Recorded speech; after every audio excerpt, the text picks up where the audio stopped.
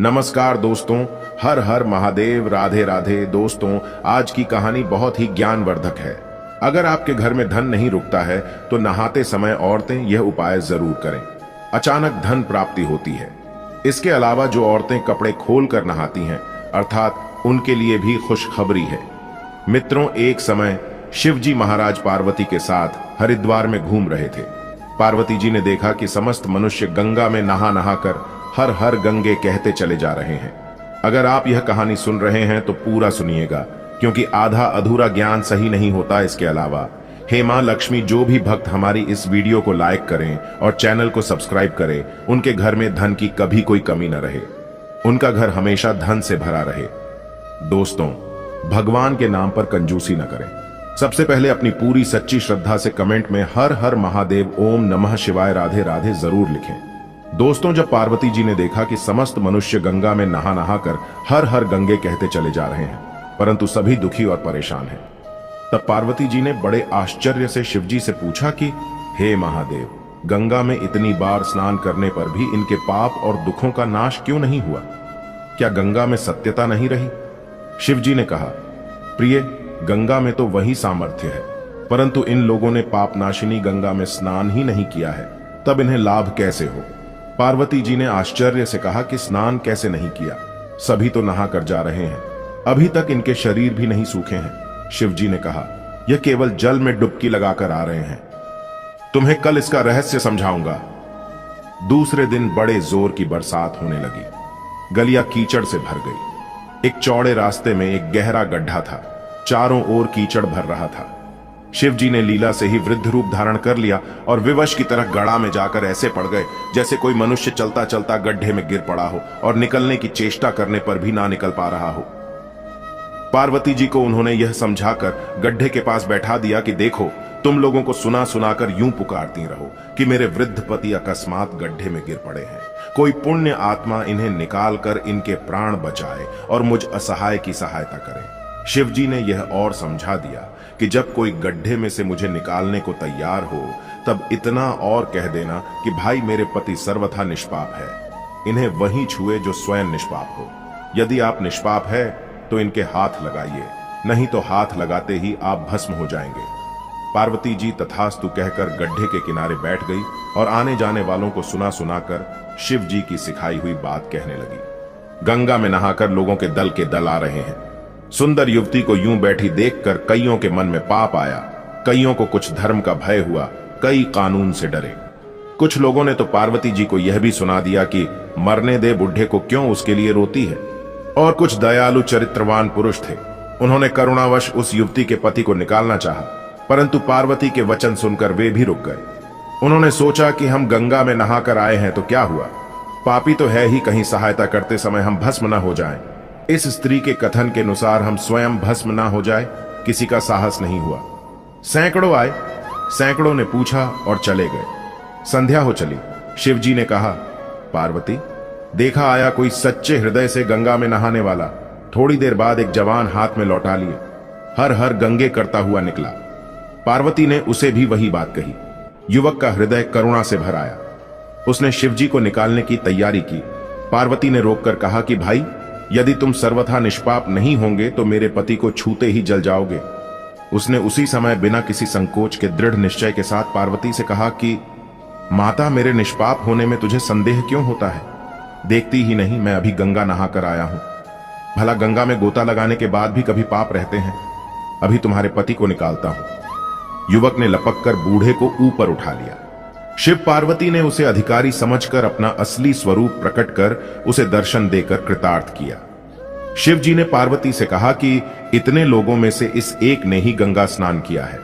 इसी दृष्टांत के अनुसार जो लोग बिना श्रद्धा और विश्वास के केवल दंभ के लिए गंगा स्नान करते हैं, उन्हें वास्तविक फल नहीं मिलता, परंतु इसका यह मतलब नहीं कि गंगा स्नान व्यर्थ जाता है। गंगा स्नान का बहुत पुण्य भी है। इसके बाद शिव जी ने पार्वती जी से कहा, अब मैं आपको 12 बातें बताता हूं। जो भी मनुष्य इन 12 बातों को नहाते समय ध्यान में रखता है, वह कभी भी दुखी नहीं रहता है। उसके घर में मां लक्ष्मी का वास हो जाता है। उसके घर में अपार धन आता है। घर में कभी भी लड़ाई झगड़ा नहीं होते हैं। उसका पूरा परिवार हंसी खुशी जीवन व्यतीत करता है। तब माता पार्वती ने कहा, हे भगवान, आप हमें यह वह 12 बातें बता दीजिए। इसके बाद भगवान शिव उन बातों को बताना शुरू कर देते हैं और माता पार्वती बहुत ध्यान से सुनने लगती है। दोस्तों, यह 12 बातें आप लोग भी बिल्कुल ध्यान से सुनना। इसके बाद भगवान शिव कहते हैं, प्रिय, यह 12 बातें बताने के बाद मैं आपको एक बात और बताऊंगा जो औरतों के लिए है। जो औरतें कपड़े खोलकर स्नान करती हैं, उनके लिए यह बात बहुत ही महत्वपूर्ण है। तो पार्वती जी, इस बात को आप बहुत ही ध्यान से सुनना। तभी शिव जी अपनी वाणी को शुरू कर और बताने लगते हैं। दोस्तों, शिव जी कहते हैं, स्नान करने से शरीर निरोगी रहता है और मन प्रसन्न रहता है। नहाने से चेहरे की क्रांति और शारीरिक आकर्षण में भी बढ़ोतरी होती है। अगर इस नित्य कर्म के दौरान कुछ बातों का ध्यान रखा जाए तो आध्यात्मिक से भी ज्यादा लाभ पाया जा सकता है। नहाने के क्रम में जिन बातों का ख्याल जरूरी रखा जाना चाहिए, अब उन बातों के बारे में बताने जा रहा हूं। प्रिय, आप इन बातों को बिल्कुल ध्यान से सुनना। नंबर 1, स्नान करने के बाद लोग शुद्ध होकर पूजा पाठ आदि सारे काम करने के योग्य बनते हैं, इसलिए सुबह को ही स्नान कर लेना चाहिए। नंबर 2, शास्त्रों में कहा गया है कि स्नान करने से इन 10 गुणों की प्राप्ति होती है: रूप, तेज, बाल पवित्रता, आयु, आरोग्य, लोकता, तप और मेधा। नंबर 3, लक्ष्मी, धन, पुष्टि व आरोग्य और स्वास्थ्य चाहने वालों को हर मौसम में और हर दिन स्नान करना चाहिए।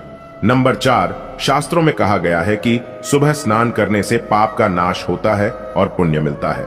ऐसा कहा गया है कि सुबह नहाने वालों के पास नकारात्मक शक्तियां नहीं भटकती, इसीलिए सुबह स्नान करना ही उचित है। नंबर 5, बीमारी की हालत में सिर के नीचे से ही स्नान करना चाहिए। गीले कपड़े से शरीर को पोंछ लेना एक तरह का स्नान ही कहा गया है। नंबर 6, सुबह की लालिमा छाने से पहले ही स्नान लेना श्रेष्ठ माना गया है। नंबर 7, तेल लगाकर और देह को मलमल कर नदी में नहाना मना है। इसकी जगह नदी से बाहर निकलकर तट पर ही शरीर साफ करके तब नदी में डुबकी लगाना उचित है। नंबर 8, नदी में 11 या 21 डुबकियां लगाना अच्छा बताया गया है। नंबर 10, पवित्र नदियों में कपड़े निचोड़ने की मनाही है। नदी में किसी तरह की गंदगी नहीं बहानी चाहिए। नंबर 11, नल की तुलना में झरने का पानी, झरने से ज्यादा नदी का पानी, नदी के पानी से किसी तीर्थ का जल, तीर्थ के जल से गंगा जल अधिक श्रेष्ठ माना गया है। नंबर 12, गंगा माता का कथन है कि स्नान करते वक्त कोई चाहे जहां भी मेरा स्मरण करेगा, मैं वहां के जल में आ जाऊंगी। इसके बाद शिवजी ने कहा, अब मैं आपको औरतों के बारे में बताता हूं जो औरतें कपड़े खोलकर स्नान करती हैं। शिवजी ने कहा, हिंदू धर्म शास्त्रों में हर एक चीज के लिए कुछ नियम बनाए गए हैं। इन नियमों में से एक है स्नान को लेकर की गई बातें। ऐसा माना जाता है कि आम व्यक्ति को शास्त्रों के नियमों का पालन जरूर करना चाहिए, जिससे घर की सुख समृद्धि बनी रहती है और खुशहाली आती है। साथ में अपार धन बरसता है, माता लक्ष्मी प्रसन्न होती है। दरअसल हमारे शास्त्रों में ऐसी कई बातें लिखी गई हैं जिनका हम पालन सदियों से करते चले आ रहे हैं, लेकिन उसके कारणों के बारे में अभी भी पूरी जानकारी नहीं है। ऐसे ही नियमों में से एक है निर्वस्त्र स्नान करना। आपने अक्सर घर के बड़ों को ऐसा कहते सुना होगा कि कभी भी स्नान बिना कपड़ों के यानी निर्वस्त्र नहीं करना चाहिए। अगर हम पौराणिक कथाओं की बात करें तो निर्वस्त्र स्नान की मनाही का एक सबसे बड़ा कारण कृष्ण जी के समय से जुड़ा है। पौराणिक कथाओं के अनुसार एक बार जब गोपिकाएं सरोवर में स्नान कर रही थीं और वो निर्वस्त्र थी, उस समय बाल कृष्ण ने गोपियों के सभी वस्त्र छिपा दिए। उस समय जब कृष्ण जी ने उनके वस्त्र छिपा लिए और गोपियों ने अपने वस्त्र वापस लेने की प्रार्थना की, तब कृष्ण जी ने उन्हें समझाया कि कहीं भी बिना वस्त्र धारण किए स्नान नहीं करना चाहिए। इससे जल के देवता वरुण का अपमान होता है, इसलिए आपको निर्वस्त्र स्नान न करने की सलाह दी जाती है।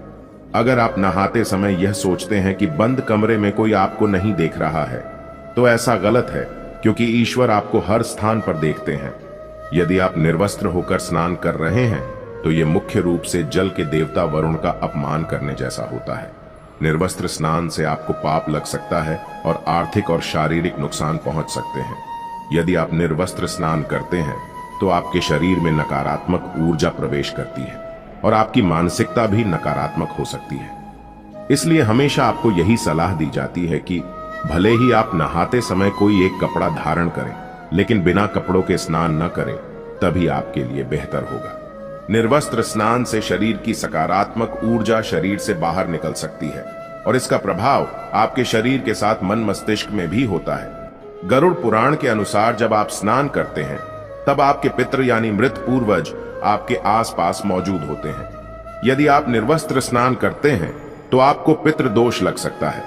ऐसे स्नान करने से आपके पितरों को तृप्ति नहीं मिलती है और ये घर में पितृदोष का कारण बन सकता है और ये वस्त्रों से गिरने वाले जल को ग्रहण करते हैं जिनसे उनकी तृप्ति होती है। निर्वस्त्र स्नान करने से पितर अतिरिक्त नाराज होते हैं जिनसे व्यक्ति का तेज बल धन और सुख नष्ट होता है। इसलिए कभी भी निर्वस्त्र होकर स्नान नहीं करना चाहिए। पुराणों के अनुसार नहाने वाला पानी पूर्वजों के हिस्से जाता है और निर्वस्त्र होकर नहाने से इसे पितरों के समक्ष बिना कपड़ों के नहाना माना जाता है। शास्त्रों में ऐसी मान्यता है कि यदि कोई निर्वस्त्र स्नान करता है तो माता लक्ष्मी उससे रूठ सकती है। इससे आपकी कुंडली में धन हानि के योग बन सकते हैं और आपकी आर्थिक स्थिति खराब हो सकती है। इन्हीं कारणों से आपको निर्वस्त्र स्नान न करने की सलाह दी जाती है और शास्त्रों में भी इस बात की मनाही है। दोस्तों, हमारा यह चैनल प्राचीन आस्थाओं पर आधारित है। अगर आप भी इन आस्थाओं में विश्वास रखते हैं तो इस चैनल को अभी सब्सक्राइब करें जिससे आपको हमारी आने वाली समस्त जानकारी आपको प्राप्त हो सके और वीडियो को लाइक करें, शेयर करें और हर हर महादेव लिखना ना भूलें। धन्यवाद।